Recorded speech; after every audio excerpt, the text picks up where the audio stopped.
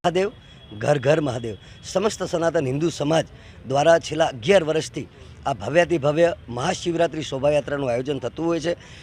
એ આયોજનના ભાગરૂપે આપણે આનો આગલો રવિવારમાં જે હતી છકડા અને રિક્ષા રેલી હતી, જેમાં પણ ઘણા સનાતનીઓ જોડાયા હતા અને એ અનુસંધાને આજે સાંજે બાઇક રેલીનું આયોજન હતું, જેમાં દરેક સમાજોના યુવાનો જોડાયા હતા, હિન્દુ વિવાહ સંગઠનની ટીમ પણ જોડાઈ હતી। અને આજે આ રેલીની સાથે સાથે હું એ પણ કહેવા માંગીશ કે સમસ્ત સનાતન હિન્દુ સમાજ સમિતિ પ્રેરિત અને સંવેદના ચેરિટેબલ ટ્રસ્ટ આયોજિત આજની આ શિવ સંગીતમય સંધ્યામાં હમણાં માત્ર થોડી ક્ષણોમાં શરૂ થવાની છે।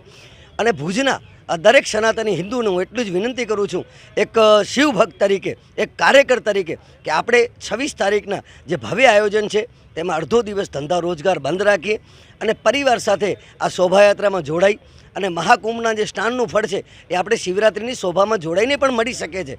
અને તે દિવસે સવારે 9 કલાકે મહાકાલ મંદિરેથી પ્રસ્થાન કરાવશે। સાધુ સંતો, રાજકીય અગ્રણીઓ અને મહાનુભાવોના હસ્તે પ્રસ્થાન થઈ સમગ્ર ભુજમાં આ શોભાયાત્રા ફ્લોટ્સ સાથે અલગ અલગ નવા અને શિવભક્તિમાં લીન હોય એવા ફ્લોટ્સો પણ રાખવામાં આવેલા છે।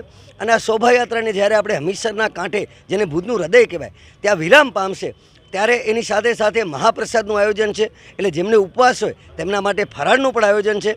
તો ભવ્ય મહાપ્રસાદ છે જે દાતાઓના સહયોગથી મળતો હોય છે।